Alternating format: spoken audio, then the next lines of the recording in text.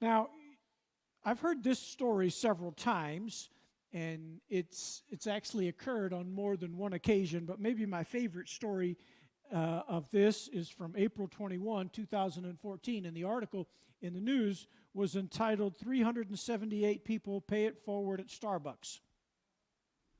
And you probably have heard this, but it started that morning at 7 a.m., where one person ordered an iced coffee and asked, what kind of coffee did the person behind me order? And they were told it was a caramel macchiato. And so they said, I want to pay for their caramel macchiato. And that next person came to the window and said, well, somebody paid for yours. And they said, well, I'll pay for the next person.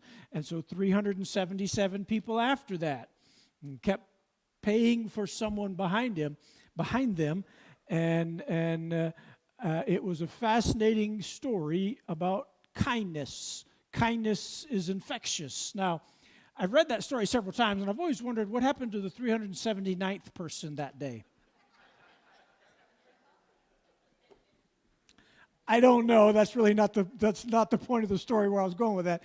But kindness, and I want to talk about kindness and how infectious kindness can be. We're going to look at a story in 2 Kings 4 about the infectious nature of kindness, and we're going to see it from the life of Elisha. So take your Bible. Turn to 2 Kings chapter 4, and we continue our study through the life of Elisha. I've entitled the series, The Used Mantle, and how we learn lessons from the life of the prophet Elisha, who is carrying a mantle that did not originally belong to him. And literally and metaphorically, he is carrying the mantle of Elijah, who was before him. And today, we find an unusual story of how God used someone in his life and how God used him in her life. All right, 2 Kings 4, begin with me in verse 8. Now a day came when Elisha went over to Shunem, where there was a prominent woman, and she urged him to eat food. So it was, as often as he passed by, he turned in there to eat food. She said to her husband, behold, now I am aware that this is a holy man of God passing by us repeatedly. Please let's make a little walled upper room and let's set a bed for him there, a table and a chair and a lampstand. And then it should be when he comes to us that he can turn in there. Now one day he came there and turned into the upper room and rested. Then he said to his servant Gehazi, call this Shunammite. When he called her, she stood before him. And he said to him, say to her, behold, you have taken trouble for us with all this care. What can I do for you? Would you like me to speak for you to the king or to the commander of the army? But she answered, I live among my own people. So he said, then what can be done for her? Gehazi answered, it is a fact that she has no son and her husband is old. And he said, call her. And when he called her, she came and stood in the doorway. And he said, at this season next year, you're going to embrace a son. And she said, no, my lord, you man of God, don't lie to your servant. Now the woman conceived and gave birth to a son at that season the next year, as Elisha had told her. So 2 Kings 4 begins with the story of a poor woman who has children, and follows that with the story of a wealthy woman who has no children. And that's really the contrast that we pick up here in verse 8. So last week we read the story. Remember, the famine's still going on. Okay, so the story that we're looking at tonight is the continuation of God's providence. It's the continuation of God's care for someone else. We saw last week God cared for the woman whose husband had died, and he was one of the sons of the prophets, and she had debt that she could not pay, and so she brought that to Elisha, and God provided for her throughout the famine from the little that she had, and God brought abundance for her and for her two boys. And so we saw that episode of Elisha and how God used him to provide for her. And we go from that to a similar story of another woman. She is married, although we don't really know anything nor hear much about her husband in the story. We're going to see really 2 episodes tonight and next week about this woman. And in both cases, her husband is there, but he doesn't speak in any of the stories. So she's the one driving the narrative. She's the one that's kind of moving the action in the scene. And so we shift from the poor woman of faith in the first part of 2 Kings chapter 4 to a wealthy woman of faith in the second part, beginning in verse 8. Now, in this drama, there are 4 characters. So there is the Shunammite woman, there is Elisha, there is her husband, who we don't know and don't hear from, but he's involved in the story. And then there's a son that is born to her that we only get an advance notice about when we get to verse 17. We'll hear more about him next week. So you have these 4 characters in the story, and the story begins there in verse 8, a day came. So we're going to look at 2 parts of this story. The woman's kindness to Elisha and Elisha's kindness to the woman.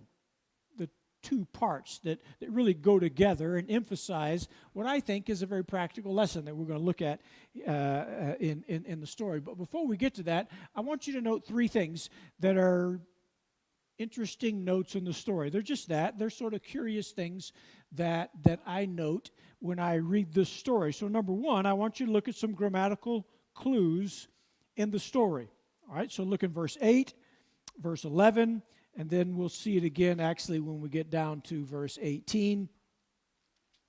There's an interesting phrase. So you see it twice in verse 8. A day came. Okay? And read further, and you get down a little bit further in verse 8. And so it was. And then you get down to verse 11. A day came.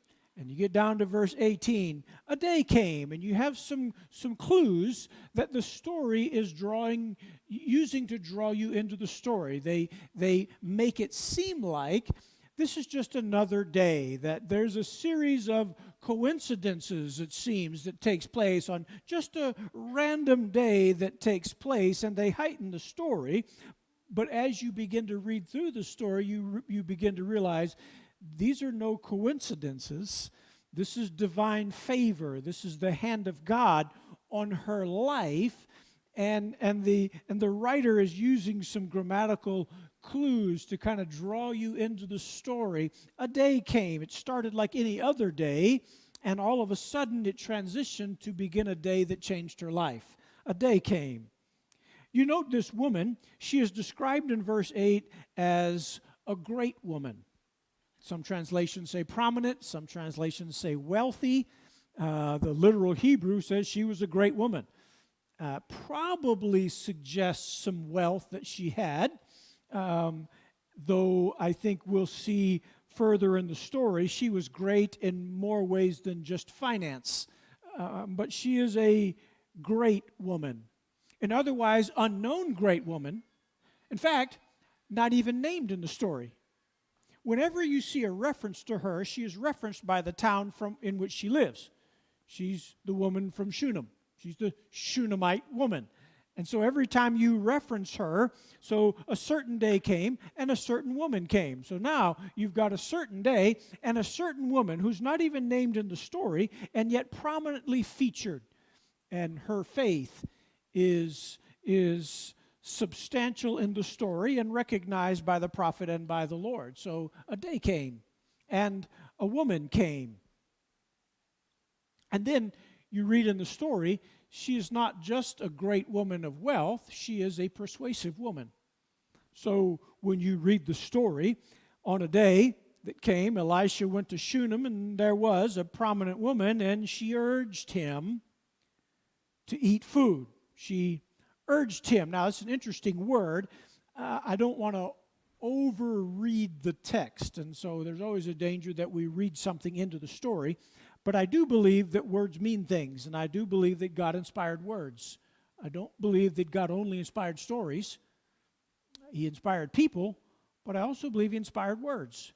This is an interesting word that you see there in verse 8. She urged him to eat food. Now, that word is frequently used in Scripture. I did some study on that word this week. It's used 291 times in the Old Testament, so it's a frequently used word, and it means to make strong. So it's used sometimes to overpower someone. It's used sometimes to prevail in a military battle. It's used sometimes when God divinely gave someone strength or empowered them. It's used one time here in this sense. She urged him. Again, I don't want to read more in the white space that's there, but there are at least 5 other Hebrew words that mean persuasion. That's not the word that's used here. This word seems to suggest perhaps an initial objection from Elisha. And she urged him.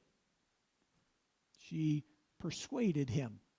Not so much overpowered him, but she might have overpowered his objections, perhaps. She strongly urged him. So she is a great woman in her wealth and perhaps in prominence in the city, but also in her persuasion. We'll see later, she not only persuades the prophet, she also twice persuades her husband. So she's a persuasive woman of faith in the story. But she doesn't stop there. The text says, Elisha was making his way through Shunem, and she saw him. I don't know if she knew him before. There are some implications later in the story that she didn't really know him that well at first, but for whatever reason, she saw something in him initially, and so she said to her husband, let's give him dinner. Let's invite him over. So she's a good host. And so they invite Elisha to their home, and they feed him. But that's not where the kindness of this woman ends. So she urged him to eat food. And so it was now, as often as he passed by, he came there. So he liked the food from the Shunammite woman. He liked her cooking. I don't know what she made, Frank. Maybe it was some Italian food. I don't know what she made, but he liked it. And it suggests that he sort of went out of his way. So every time he's going somewhere, I think I'll just swing by Shunem, because I know a lady there who has dinner. So he makes his way by the Shunammite woman, and the text suggests 2 different places that he came by there pretty often. So look at verse 8, as often as he passed by. Look at verse 9. When the woman talks to her husband, she says, I'm aware this holy man of God passes by repeatedly. He keeps coming. So he's been there several times. And so now we've got this picture of this woman who is great in many senses of the word. She's great in wealth, she's great in prominence, she's great in persuasion, but she's also great in her kindness, her thoughtfulness. She is a good host. So this went on for some time. Now remember, there's still a famine going on. Though the text doesn't specifically say that here, it's possible this is one way God provided for Elisha through the famine. A woman of faith. And so now, as often as he came by, he goes out of his way perhaps to come by the woman's house, and he comes by there, note the last part of verse 8, to eat food. Okay? So he comes and he stays there. So just another indication of the kindness of the Lord. And so whenever Elisha is on his way to Carmel, and like Samuel, it seems Elisha had what we would call today an itinerant ministry. That is, he would travel from one location to another.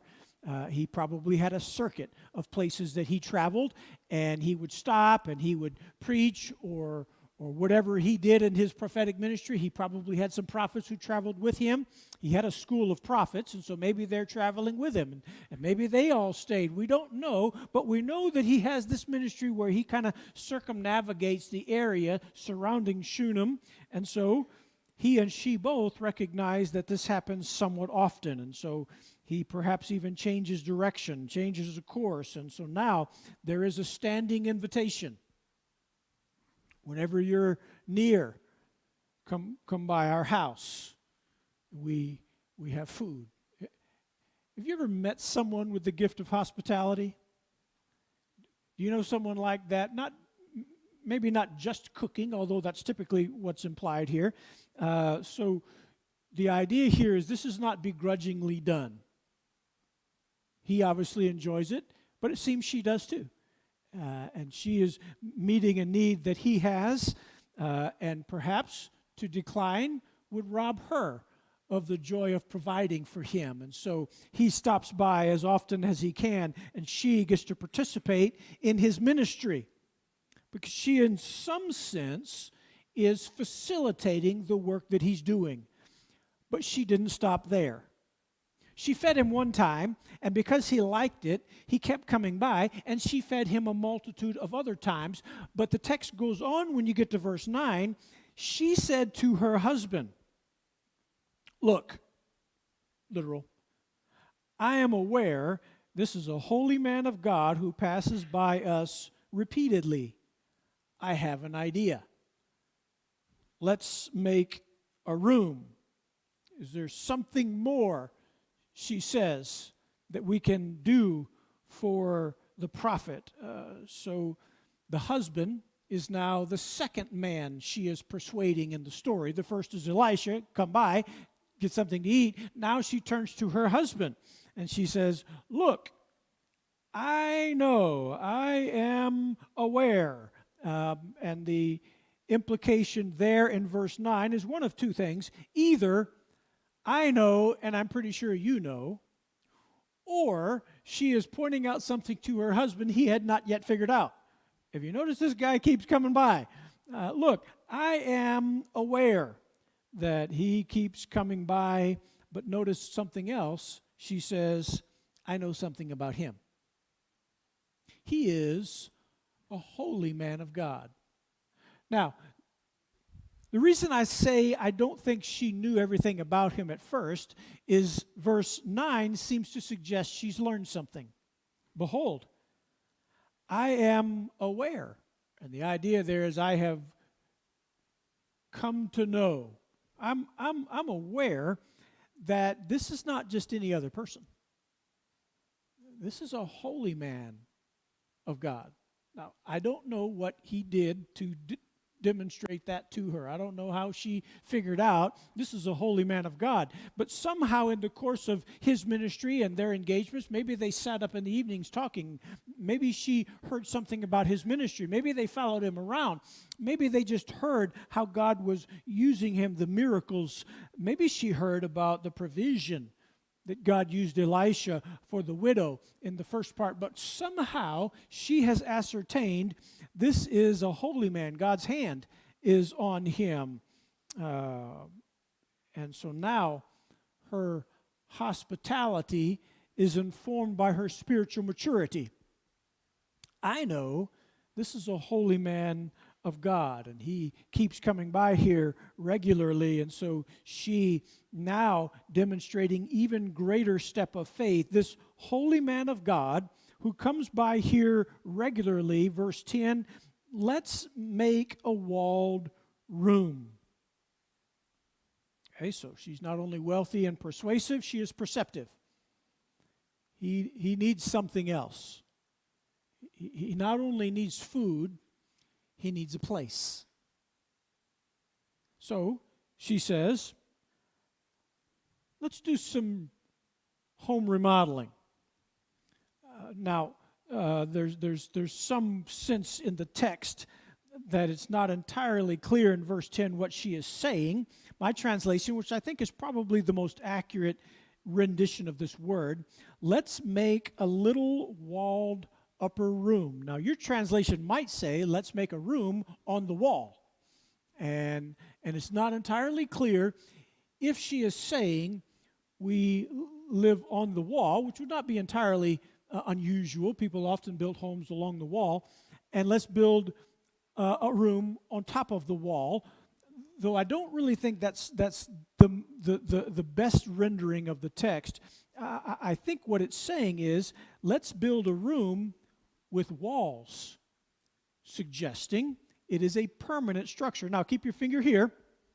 2 Kings 4. Turn back to 2 Kings chapter 1.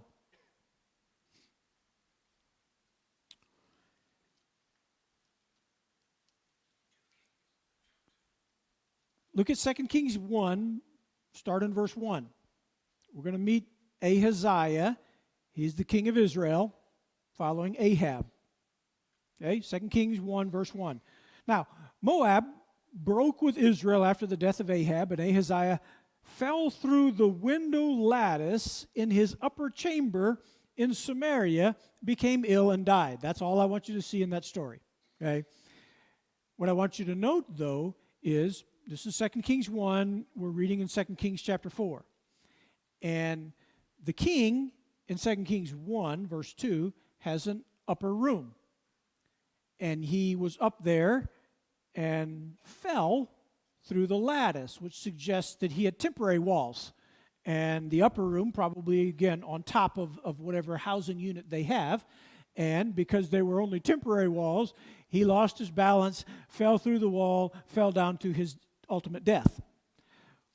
What I think verse 10 is saying in chapter 4, we're going to build a room, but we're going to have walls so that what happened to King Ahaziah doesn't happen to Elisha. Because what we don't want is to provide this room for the prophet and then he come and fall down again. So probably that's what's happening, is she's building a permanent structure onto their house. Now, interestingly, some commentators have suggested a fascinating reading of verse 10. Not so much a reading, but an interpretation of what's going on. Now, remember, or rather we learn in the text, she has no children. Okay? Some people have suggested this is a room that was already in their house that they intended to use for a child that they were praying for that God never gave them. And so they have suggested that maybe we're just going to repurpose this room and let the prophet use it. It's an interesting theory. I don't think that is supported very well in the text because the word that she uses there in verse 10 is we're going to make a room. We're going to build it. We're adding on. So I think what's happening here in verse 10 is we are adding on to our home. So now her kindness costs her something, not just the cost of a meal, but now the cost of construction. So whatever the costs were involved, she has now persuaded her husband not only to provide regular meals for the prophet, but to do some home remodeling for the prophet, and we're going to build a house, a room for him to come, and not only that, we're going to furnish it. Sparsely, but we're going to furnish it. Look what's in the house. Okay, there's a bed, a table, a chair, and a lampstand. All right, so Elisha needs two things. He needs rest, and he needs a place to study. That's what the table, chair, and lampstand are for. So we're gonna do two things. We're gonna give him a place to rest, and we're gonna give him a place to do some study. Now this is timely for me because I spent the last 2 days at Mount Lebanon in a cabin that they provide for pastors to come and study. And so once a year, I take some time away and do some sermon planning for the next year. And so I've spent the last 2 days, all day Monday and Tuesday, studying, thinking, praying, okay? And they did for me what she did for Elisha. And that's about what I have there: a bed, a table, a lampstand, and a chair. But it's and an internet signal. But other than that, that's what she did for him. She provided a place for him to come to rest, and a place for him to come and study. A room on the wall. You remember in 2 Kings 18, in the loss of his son, David openly grieved. The text says he went to the upper room to grieve. Similar sense, same word, something that was somewhat common in that day. In 1 Samuel chapter 9, verse 25, talks about a room on top of the house. And so it seems somewhat common in a day where they would have flat roofs. In order to do expansion work on your house, you just build up. And likely they would have some kind of staircase on the outside. So now Elisha could come. Maybe they gave him a key, and you could just come anytime and use that house, the house for the prophet. So I was trying to think of what you would describe this. Okay, so it's not relevant, but it was just a fun thought. Okay, so what do you call this? My first thought was the Shunammite suite. That was my first thought. This is the Shunammite suite. I thought about the prophet's loft. I thought that was pretty good. A man of God's room. My favorite, a room with a view. But you got to think about that one because remember, he's a seer. So he's going to see things, so it's a room with a view. Okay, think about that. That'll get to you tonight. Whatever it was, okay, she's made it for him. And so they provided this place. She is a great lady. She's a good host. She's thoughtful and perceptive. She is a woman of faith. She's a woman of humility. Because when Elisha calls her, not once but twice in the text says she wouldn't even come into the room. She stood at the doorway. It's your room. She kind of stood there at the doorway, giving deference to him. So she's a woman of humility, and she's a woman of persuasion. Luke chapter 8 tells the story of some women in Jesus' ministry who provided for him. So this is Luke 8, verse 1. Soon afterward, Jesus began going from one city and village to another, proclaiming and preaching the kingdom of God. The 12 were with him, and also some women who had been healed of evil spirits and sicknesses. Mary, who was called Magdalene, from whom 7 demons had gone out. Joanna, the wife of Chuza, Herod's steward, and Susanna, many others who were contributing to their support out of their own private means. So Jesus had some faithful, godly women who were providing financially for him and the disciples who traveled with him. That's what's going on here. You've got this woman who is faithful. There's a similar brief note in Romans chapter 16, verse 23. Paul says, there's a man named Gaius who is my host. And that's all we know about Gaius, except that Paul says he was my host. Maybe Paul stayed at his house. In some sense, Paul benefited from his hospitality.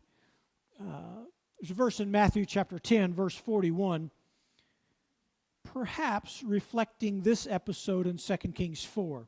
Matthew 10:41, anyone who receives a prophet in the name of the Lord will receive a prophet's reward. Now, I've read that verse many times. Read it again in the context of 2 Kings 4. She's providing for the needs of a prophet. Now, Jesus says, whoever receives a prophet in the name of the Lord will receive a prophet's reward. You know what that means? She gets the same reward he does. So she gets to participate in what God uses him to do because she's a part of his ministry. You get the same reward he will because you're doing or facilitating the doing of that ministry. And so now she has 3 times showed kindness to Elisha and the multiple visits in which he has come by. She provided a meal, then she provided regular meals. Now she's provided a place. And so at the end of verse 10, whenever he comes, he can stay there. Okay? So now, verse 11, the tone changes. 8, 9, and 10 is her kindness to him. Verse 11, now, one day he came there, and he turned in the upper room and rested. So Elisha and Gehazi, his servant, his traveling companion, who was sometimes faithful and sometimes not, they're traveling together, and they pass by Shunem, and so they go to his room, and he lays down. And maybe he's thinking, maybe he's praying, maybe he's resting, but somewhere in the middle of that moment where he's laid down already and he's resting, a thought comes to him. You know, she's been kind to me. I wonder if I could do something for her. So he laid down, verse 11, and he rested. Now verse 12, then he said to his servant Gehazi, call the Shunammite. And for the first of 2 times, he calls her. I don't know if there's a conversation and then she leaves and then he calls him again. But verse 12, call the Shunammite, and he does.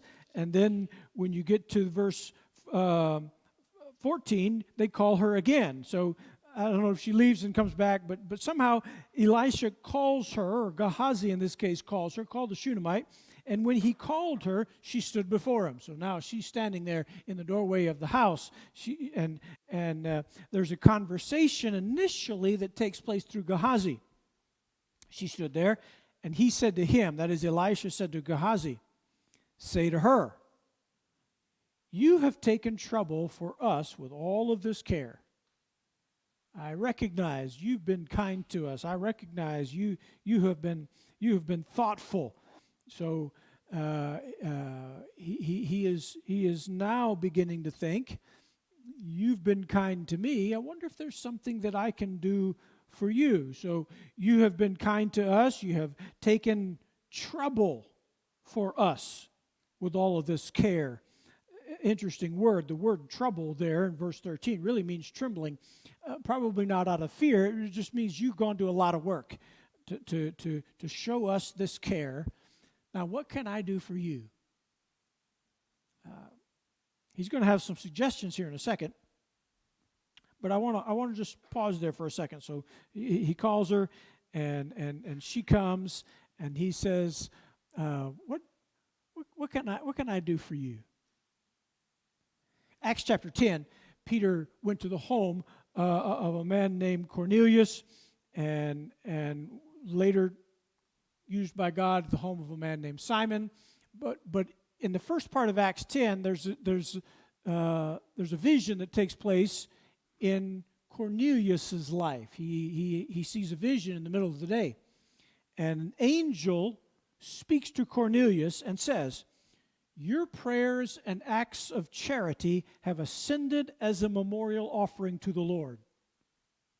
The Lord knows. The Lord saw your acts of charity. The Lord heard your prayers. The Lord is aware of all of the things that you have done. And so now, here Elisha says, I have taken notice of all the care, the meticulousness with which you have cared for us. And so I'd like to do something for you. So he initially comes up with some ideas.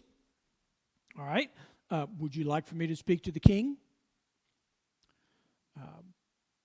Which suggests the influence that Elisha has.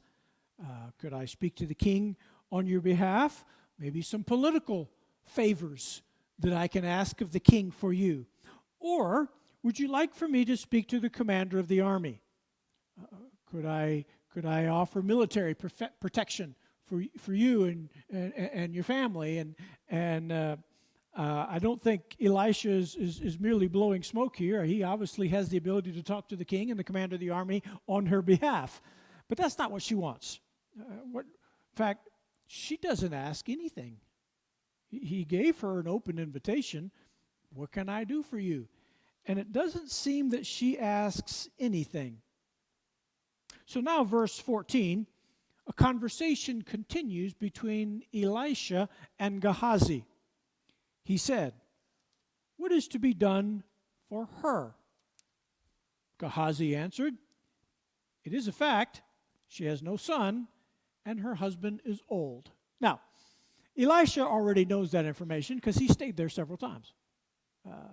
He knows she doesn't have a child, and he can look at her husband and tell he's old. So Gehazi is not telling Elisha something he doesn't already know. Rather, he's giving him an idea. Have you considered she has no heir and her husband is old? Which suggests it may not be long where she is going to be a widow with no children. And if her husband dies, she has no one to take care of her. So you begin to see now the implication of what Gehazi is suggesting.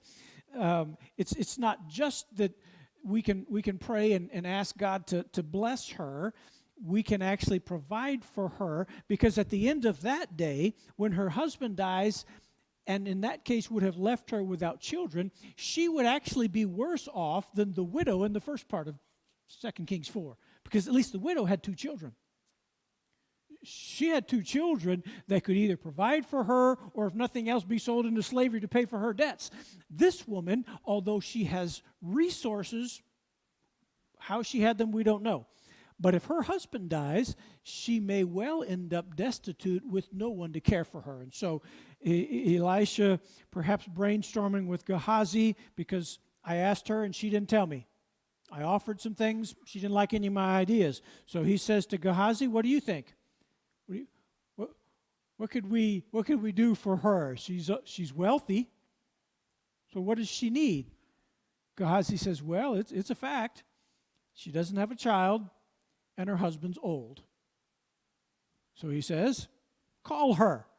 So somewhere between verse 12 and 14, she's left. Call her back. She comes back. Notice she stands in the doorway again.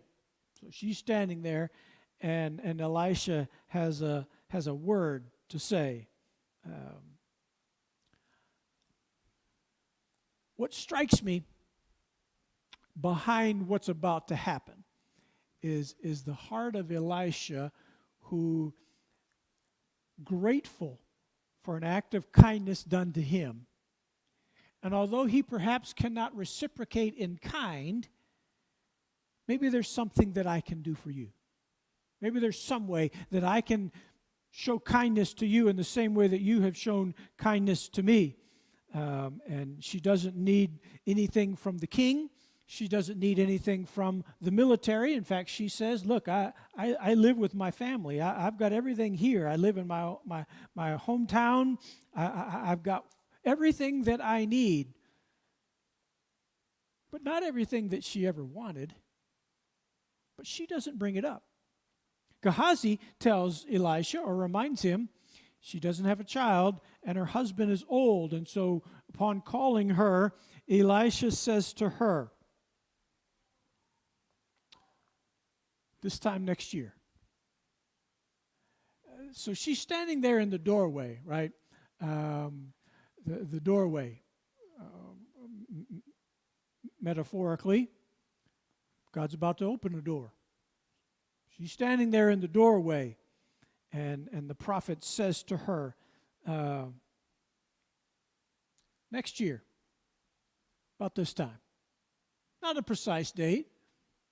Sometime around this time next year, you will embrace a son.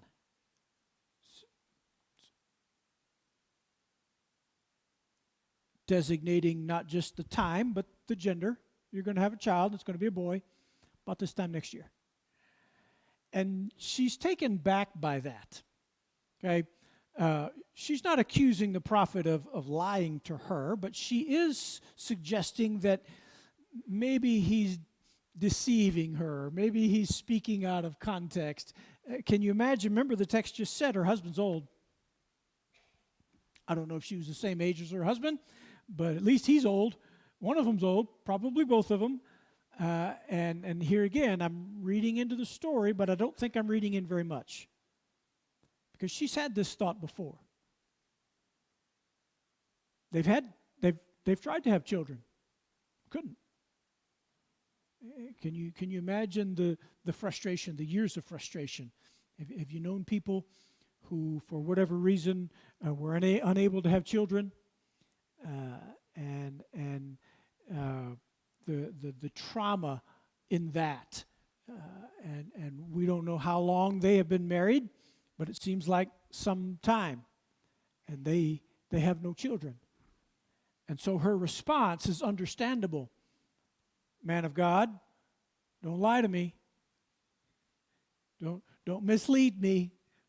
Don't tell jokes right now about that. And you can hear the pain in her voice because I suspect this is a woman who longed for children, but by this point has given up on it. That's a prayer I had. It's a wish that I had a long time ago, but I've given up on that. So don't lie to me.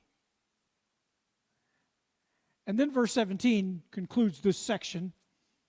Doesn't include a response from Elisha. I'm sure there was, just doesn't include it here. Just fast forwards to about this time next year. Verse 17, woman conceived, gave birth to a son, same time around next year, just like Elisha said. So you fast forward a year, and you come to the same time, and God has fulfilled his word. I thought of several things as I was reading this passage. First, Galatians chapter 4, verse 4, text says, in the fullness of time, Christ was born. So just the right time, exactly the time as God said. But do you remember the passage in Genesis chapter 18 when the angel of the Lord speaking to Sarah, or rather to Abraham and Sarah, and said, I will come back to you in about a year's time, and you'll have a son. Did she know that story when Elisha said those words to her? Did she remember the promise that God had made to other barren women in the past? And now she, continuing a series of women unable to have children. Do you remember that in the story of Abraham and Isaac and Manoah and Elkanah, all of whose wives were unable to have children and then miraculously did? She continues that season. Don't lie to me, but verse 17, she did conceive because God always keeps his word. And it's almost an afterthought when you get to verse 17. Of course God did what he said because he said it. But verse 17, just in case you needed an ending to the story, she did have a son about that same time, just like God said. So I finished this section, and I just kind of think of some things that maybe are timely right now, at least one of which is very timely. So let me suggest some things that we take from this passage. Number one, kindness matters. Maybe now more than any time I can remember, we really need that message. Kindness matters. Turn on the news or rehearse events of the last few days and realize that kindness is still a virtue. It's just not as commonly practiced, it seems, as it used to be. Really doesn't require a lot to be kind. She was kind to him, and he was kind to her. And I like that part of the story. I like the lesson, the practical application of that. Set aside the miraculous things that happen. Set aside the circumstances. He's a prophet of God, and the uniqueness of all of that context. She showed kindness to him, and he showed kindness to her. And so the first very obvious lesson I take from that is, how can I show kindness? He had a need, she met it. She had a request, she didn't even verbalize. He just answered it. And God answered a prayer that she had even stopped praying. They're not the same. In the end, the kindness God through Elisha showed to her far outweighs the kindness she showed to him. But it's the kindness that first stands out. Kindness matters. Number two, I remind myself and us, God's good. I like how God provides for Elisha in his need and provides for her in hers. God's grace is abundant, and what jumps out in the story is how good God is. It maybe wasn't in the time that she thought, or even when she was asking, but God was good to her. And at times when it's easy to forget that, we need to remember God's been good. Even when God says no or is a delay, God's been good. Even when difficulties come, God's good. And so I remember kindness matters. I remember God's good. I also remember God still does big things. Um, God, in this case, does something unexpected, something perhaps in that day thought to be impossible. But God specializes in those kinds of things. And so, again, our contexts are very different, but God is still the same. And so I can bring to God big things. Doesn't mean that God's going to do them. Doesn't mean that He's going to answer requests I didn't ask. It does mean He can. And so I trust Him to do big things. And maybe sometimes we limit God by only asking for little things. So I remember God's good and God does big things. But I leave with one final thought from the lesson that I take from this woman. And that is the importance of serving without any expectation of return. This is not a quid pro quo that she is anticipating. I'm going to do something for Elisha, and then sure enough, he's going to do something for me. Right? That's not what's going on. She didn't even ask. She's not expecting, I'm not doing good so that good can come to me. If that's my thought, right, any good that I do is its own reward. But she's just doing good. She's just showing kindness. And I love the lesson that we learned from her about her faith, about her kindness, and how God rewarded them both. And maybe how you and I can apply some of those same things in our lives. Let's pray. God, thank you that you're good, faithful, powerful, and available. That you listen when we pray. And sometimes hear prayers that we maybe can't or no longer even verbalize. Thank you for the times when you don't answer prayers or delay in their answer for a time that meets your purpose. Thank you for the times when you answer prayers we didn't ask.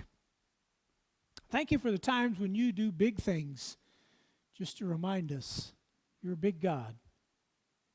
And so, God, I pray we learn lessons from this story that we apply to our lives and remind ourselves of how we can be faithful, how we can be kind, and how we can be used of the Lord and see God do good things. We thank you for that, and may you be glorified in all of that. In Jesus' name, amen. God bless you. Have a good week.